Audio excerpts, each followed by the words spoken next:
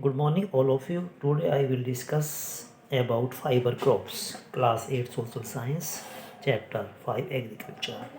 Fibers can be divided into two categories on the basis of origin. Origin के अनुसार हम fibres को दो वर्गों में बांट सकते हैं. First is known as natural fibre and artificial fibre. पहले को हम जो है मतलब प्राकृतिक रेशा कहते हैं और दूसरे को हम जो है कृत्रिम रेशा कहते हैं. Natural fibres are cotton, jute, natural silk and wool होता है. अगर हम जो है प्राकृतिक रेशे में देखें तो वो कॉटन है, जूट है, नेचुरल जो सिल्क है और वूल होती है, ऊन होती है. Artificial fibres are rayon, nylon and terrycot होता है. तो first we discuss about cotton. Soil types. Alluvial and black soil are ideal for its cultivation. Cotton के लिए ब्लैक और एल्युवल जो सोयल होती है, मिट्टी होती है, इनकी मृदा वो आदर्श मानी जाती है. Temperature, it is a crop of tropical and सब ट्रॉपिकल रीजन. यह हमारी ट्रॉपिकल और सब ट्रॉपिकल जो क्षेत्र की फसल है और इसके लिए it requires 30 to 40 degree centigrade temperature. इसके लिए 30 से 40 डिग्री सेल्सियस जो तापमान की आवश्यकता होती है. Rainfall, it grows well in regions of 60 to 100 centimetre of annual rainfall. यह जहाँ हमारे वर्षा का जो है औसत वार्षिक औसत 60 से 100 सेंटीमीटर के बीच होता है, उन क्षेत्रों में वे अच्छी प्रकार से उगाई जाती है. During the harvesting period weather should be dry, roast free and Sunny होना चाहिए. और फसल पकते समय जो मौसम है वो बिल्कुल सूखा और जो है चमकता हुआ होना चाहिए. एरियाज इन द वर्ल्ड, जो संसार में जो है उत्पादित करने वाले जो देश हैं, China, India, USA, Pakistan, Brazil, Uzbekistan, Turkey and Australia are the main countries. यानी कि संसार में जो है कपास को उगाने वाले जो देश हैं उनमें चीन, Bharat, USA, Pakistan, Brazil, Uzbekistan, तुर्की और ऑस्ट्रेलिया मुख्य हैं. Areas in India, Gujarat, Maharashtra, Andhra Pradesh, Punjab and Haryana are the main cotton producing states. Bharat में जो है गुजरात, महाराष्ट्र, आंध्र प्रदेश, पंजाब और हरियाणा जो है मुख्य कॉटन उत्पादक राज्य हैं. Cheap and efficient labour is required for plucking cotton bolls. जो कॉटन बाल्स होती हैं उसको पल्किंग करने के लिए जो एक सस्ती लेबर जो है वो बहुत अच्छी होती है, आवश्यकता होती है. It is mainly grown under irrigation, और इसको जो है मुख्य रूप से जो है सिंचित क्षेत्रों में ही उगाया जाता है. Jute. Soil type, alluvial soil found in river delta is good for the crops. It grows well in flood plains. यह जो है जो हमारे बाढ़ वाले क्षेत्र होते हैं, मैदान होते हैं, उनमें अच्छी प्रकार से उगाई जाती है. और इसके लिए जो एलुवियल जो सोयल होती है जो नदी डेल्टा में पाई जाती है वो इस फसल के लिए अच्छी होती है. Temperature, jute crops require more than 25 degree Celsius temperature. जो जूट की फसल के लिए जो और तापमान की आवश्यकता होती है वो 25 डिग्री सेंटीग्रेड से ज़्यादा होती है. Rainfall, annual rainfall should be more than 150 centimetre. जो रेनफॉल होना चाहिए वो 150 सेंटीमीटर से ज़्यादा होना. Areas in the world, India, Bangladesh, China, Ivory Coast, Thailand, Myanmar and Brazil are the main countries. Area in India, Bharat में जो उत्पादित जो राज्य हैं, India is the one of the leading producers. In India, jute is cultivated in Ganga, Brahmaputra Delta, West Bengal, also Assam, Bihar, Meghalaya and Odisha are jute producing states. बच्चों, भारत में जो उत्पादित जो क्षेत्र हैं उनमें जो है गंगा, ब्रह्मपुत्र डेल्टा जो है पश्चिम बंगाल का वो इसके लिए अच्छा है. दूसरा आसाम, बिहार, मेघालय और ओडिशा जो राज्य भी जो हैं जूट उत्पादक राज्यों में आते हैं.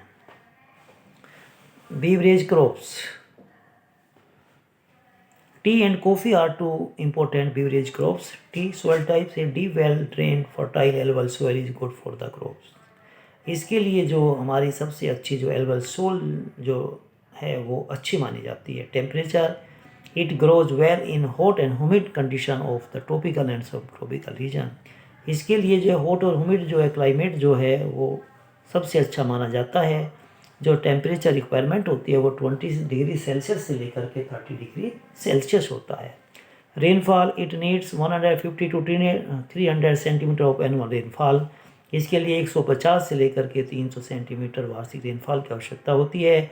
और जो हिली स्लोप्स होते हैं, जो पहाड़ी ढलाव होते हैं, वो इस फसल के लिए अच्छे माने जाते हैं।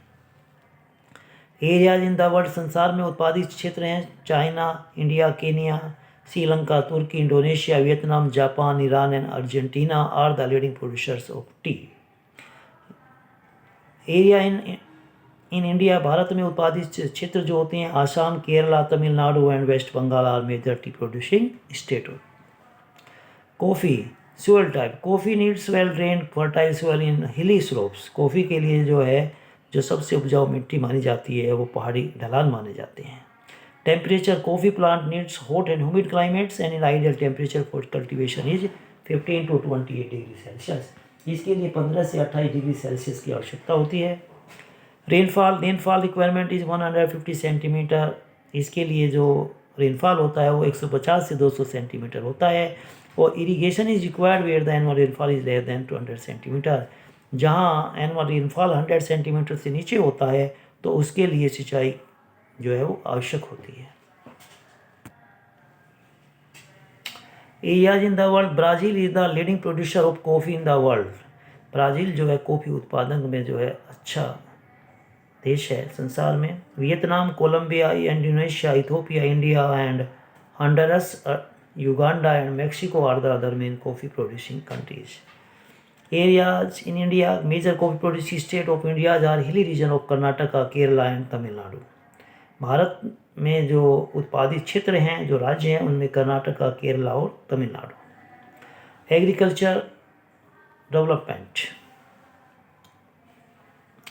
Food is essential for the growth of all human beings. हम देखा होगा कि खाना जो है सभी जो ह्यूमन बींग्स के लिए आवश्यक है, वृद्धि के लिए आवश्यक है। With the growth of population in the world the demand of food has also increase. जैसे जैसे संसार की जनसंख्या में वृद्धि होती है उसी प्रकार से खाने की मांग भी बढ़ती जाती है। Earlier people had surplus food because the population was less than the production.